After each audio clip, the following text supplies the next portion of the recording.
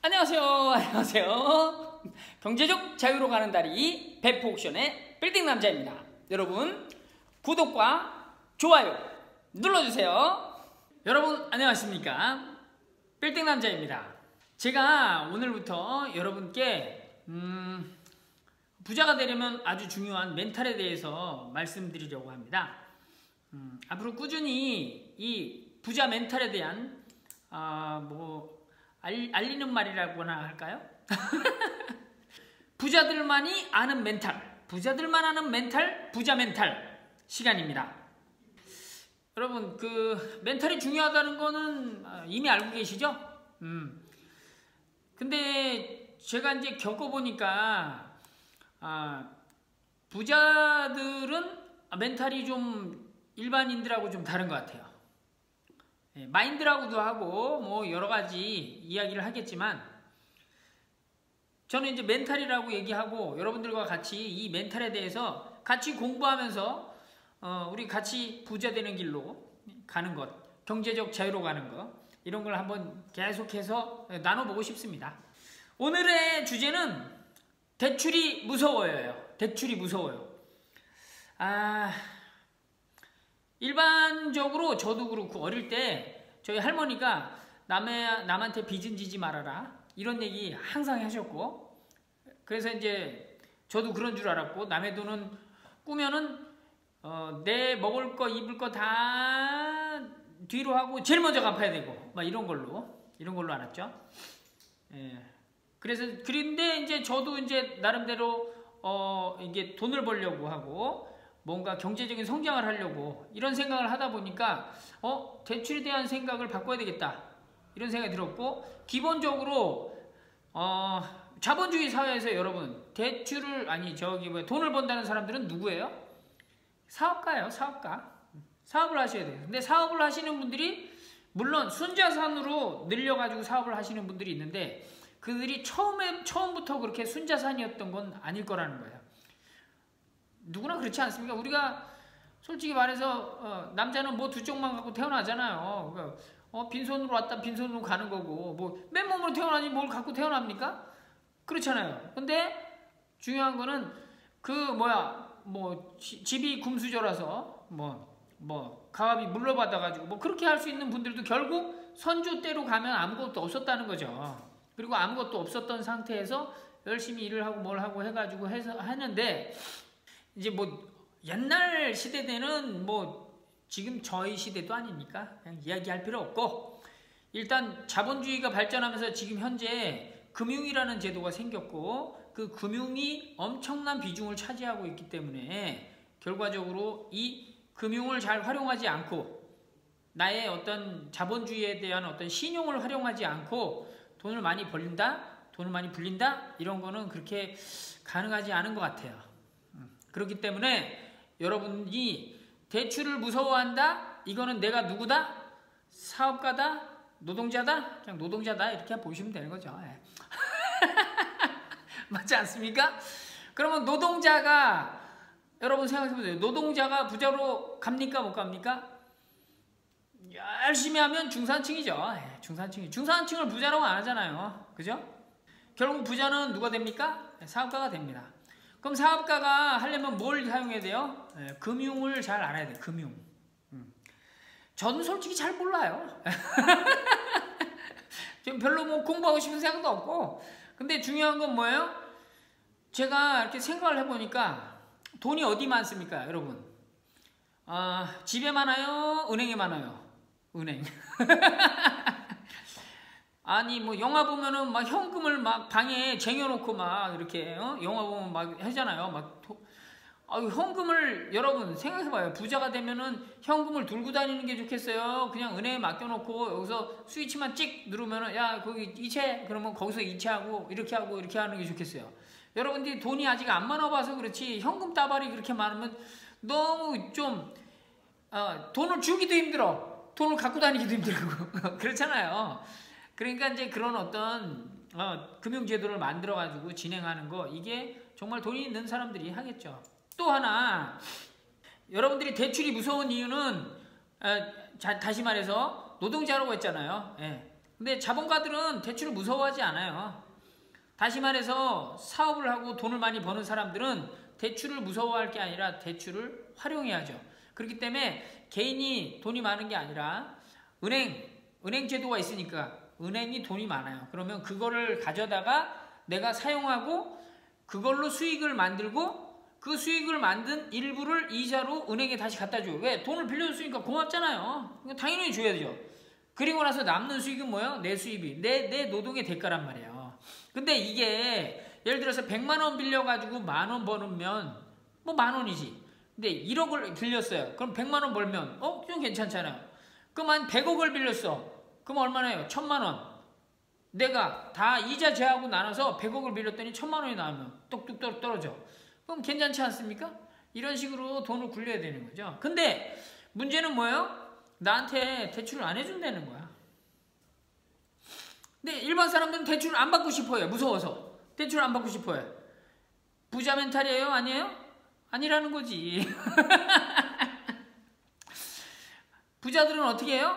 대출을 많이 받으려고 해요. 부자들이 왜 신용을 쌓아요? 대출을 받으려고. 대출은 이전에 지금은 이제 은행 대출만 얘기하겠지만 여러분 생각해보세요. 인간관계가 다 대출이 진행이 돼요. 내가 만약에 일을 하다가 정말 어떤 자본가, 사장님, 돈이 많은 사업가들을 알게 됐어요. 그럼 그들에게 신용이 있다면 나는 뭐예요? 사업가들은 나를 만날 때 어떤 사람으로 만나냐면 저 사람이 돈 벌 사람이냐 돈을 까먹을 사람이냐로 만나죠. 사업가니까. 안 그래요? 그냥 친구로서 나를 왜 만나겠어요? 어릴 때 친구도 있고 뭐 학교 다닐 때 친구도 있는데 나를 왜 만나겠어요? 그분들이 나를 만나는 이유는 뭐예요? 뭐 만날 일도 별로 없어. 솔직히 노동자는. 근데 내가 돈 좀 벌어보겠다고 뭔가 부자가 돼보겠다고 막 동아줄을 썩은 동아줄 같은 걸 타고 올라가가지고 뭐 얘들이 좀 조식 만찬하니까 갔다. 그럼 어떻게든 친해졌을 거 아니에요? 그러면 그 사람들이 왜 나를 계속 만나요? 돈 벌 사람 될 것 같으니까. 맞습니까? 그러면 그 돈 벌 사람 될 것 같은 그 나의 신뢰를 굳건히 쌓다 보면 그 사람들이 나에게 투자하죠. 그 사람들이 나에게 투자해 나에게 돈을 빌려줘요. 그러면 당연히 그걸 써가지고 돈을 벌어서 그 사람도 주고 나도 좋고 서로 잘 좋고 이렇게 되는 거 아니겠어요? 이게 맞는 말이죠? 자, 다시 얘기 드리면 서민들, 노동자들은 대출 무서워해요. 왜요? 그 대출이 나를 이렇게 내 인생을 막 뒤집어 놓을까봐. 근데 사업가들은 뭐예요? 대출 무서워해야 돼요? 그러니까 부자들은 대출을 무서워해요? 아니에요. 대출을 할 수 있을 만큼 하죠. 어떤 자신감에 의해서 그 대출 돈을 가지고 수익을 창출할 자신감이 있으니까 하는 거예요. 근데 그 대출을 받아갖고 수익을 창출할 수 있는 자신이 없으면 그거 하면 안 되죠. 사기죠, 사기. 그죠? 여러분들 사기치려고 대출할 거면 당연히 대출을 무서워해서 받지 마세요. 근데 대출을 해가지고 내가 수익이 날 수 있는 확실한 자신감이 있어요. 물론 그래도 망할 수도 있지만 그건 어떻게 해요? 그거는 그냥 내가 채워줘야지 뭐. 그 정도 갖고 안 갖고 무슨 돈을 부자로 가려고 해요. 말도 안 되는 소리죠. 그죠? 그래서 일반 사람들은 대출을 무서워해 준다. 이거에 대해서 좀 얘기했어요. 근데 여러분 생각해보세요. 여러분들이 집을 한 채 살려고 그래요. 부자가 아니더라도 집이라도 한 채 살려면 요즘에 대출을 받아서 사죠? 저 시골집 말고 서울에 근교에 있는 괜찮은 아파트 살려면 거의 대출 받아야 되잖아요. 최하 60%는 받아야죠. 50% 정도, 60%밖에 안 해주지만. 네. 근데 요즘에는 이제 정부 정책 때문에 그것까지도 안 해주는데 어쨌거나 초기 집을 산다 그러면 대출을 받아야 되잖아요. 그럼 대출을 받으려면 어디서 해요? 은행에서. 그럼 은행에서 내가 집을 사는데 대출을 해줬다. 그러면 그 대출을 내가 무서워해야 돼요? 고마워해야 돼요? 고마워해야 돼요. 그리고 무서워할 이유가 없어요. 왜? 은행은 나를 보고 대출해 주는 게 아니라요. 내가 돈을 갚을 수 있는 사람인지 아닌지를 보고 대출해 주는 거예요. 그러면 은행이 나를 보고 대출해 줬다. 그럼 나는 무슨 사람? 돈 갚을 능력 있는 사람. 이게 되게 중요한 거예요. 은행이 나한테 1억짜리 대출해 줬다. 그럼 나는 1억짜리 돈 갚을 능력 있는 사람. 은행이 나한테 10억짜리를 돈 빌려주면 나는 10억짜리 돈 갚을 능력 있는 사람이니까 빌려주는 거지. 능력 없는데 이렇게 선뜻 빌려줄 필요가 없어요. 그럼 내가 능력 있다는 걸 그들이 인정했어. 그럼 나는 돈 벌어서 갖다 주면 되는 거잖아요. 간단한 거지. 근데 그 사람들이 나한테 10억을 빌려준다고. 그런 사람도 있어요. 진짜 10억을 막 빌려준다고 그래. 10억을. 무서워. 난 돈 못 받아. 돈 대출 많으면 나 못 살아. 그러면서 안 받아. 그러니까 무섭지 않고 이제 자본가들은 나는 이제 일하기도 싫고 그냥 너나 해라 이렇게 해가지고 안 할 수도 있지만 돈이 필요한 사람인데 좀 더 부자로 가고 싶은 사람인데 대출을 무서워한다는 건 말이 안 되는 거예요. 이해되시나요? 그러니까 은행에서 나한테 대출을 해준다. 금액이 많으면 많을수록. 근데 서민들은 노동자들은 금액이 많으면 많을수록 대출 금액이 많아지면 많아질수록 무서워해. 근데 부자들은 대출 금액이 많아지면 많아질수록 뭐라 그래요? 프라이드. 사기꾼 얘기 아니에요. 진짜로 갚을 능력이 있는 사람이니까 대출을 빌려주니까 너무 프라이드가 살고 뭔가 자신감이 생기고 나를 사회에서 인정해준다 기본으로 이렇게 보는 거예요. 그러면 그걸 갖다가 내가 진짜 새벽부터 밤늦게까지 벽으로 뛰고 막 날고 막 해가지고 돈을 벌어서 직원들도 매개 살리고 막 보너스도 주고 그러면서 내가 막 이렇게 수익을 만들어서 가족도 매개 살리고 직원도 매개 살리고 세금도 잘 내고 그러면서 이제 온 사회가 내 주변의 사회가 잘 되는 이런 상황을 만드는 겁니다. 이게 이제 부자들이 대출을 사용하는 방법이죠. 그죠? 기본적으로 여러분들 1억 대출 받던 사람이 10억 대출 받는다. 여러분 중에 그런 사람이 있다. 그러면 와 내가 부자의 길에 한층 더 빨리 가고 있는구나. 이렇게 딱 느끼지는 거죠. 기본인 거죠. 이게 기본이죠. 이게 자신감 딱 생기잖아요. 대출이라는 거는 이 능력인 거예요. 자본주의 사회에서 능력이야. 이걸 아셔야 돼요. 대출이란 자본주의 사회에서 그 사람의 능력을 평가하는 거라고 해서 능력이다. 이렇게 딱 보시면 돼요. 아셨죠? 절대 무서워하지 않고 자부심을 가져야 된다는 거예요. 아시겠죠? 정부 규제에서 대출한다 어쨌다 이런 거는 나중 얘기고 그거는 그냥 그때그때 정부가 바뀌면서 막 달라져요. 그러니까 그런 걸 아는 게 아니라 부자들은 부자들만 아는 멘탈이 따로 있어요. 네? 그러니까 그렇게 알고 여러분들도 우리도 그 부자들만 아는 멘탈을 같이 공유해보자 이거예요. 자, 근데 이제 저 같은 경우는 뭐 하는 사람이에요? 경매하는 사람이에요. 근데 경매하는 사람들은 경락대출을 받아요. 이거는 일반 대출하고 많이 다릅니다. 많이 달라요. 근데 경매하는 분들도 되게 대출 때문에 걱정이 많아. 저희한테 전화 오는 것도 그렇고 하여튼 대출이 거의 한 70-80% 궁금하고 하는 분들이. 근데 여러분 이렇게 생각하셔야 돼요. 경매 낙찰 잔금 대출 줄여서 경락대출인데 이거는 쉽게 말해서 좀 특수한 경우라고 보시면 돼요. 아시겠죠? 특수한 경우야. 그래서 대출이 다 돼요. 근데 다 안 된다고 그래. 은행도 그렇고 뭐 대부분 다 안 된다고 그래요. 근데 찾으면 다 되더라고요. 왜 그래요? 경매를 어디서 주관합니까? 사법부. 법원에서 진행해요. 사법부는 나라에서 하는 거죠. 나라에서 이 집을 사라고 막 팔아. 근데 뭐 일반 사람들 요즘에 사람들이 자기 생돈 주고 다 주고 대출 안 받고 집 사는 사람 누가 있어요? 상가 사는 누가 있어? 다 대출 받아요. 대출이 없으면 그게 안 팔려요.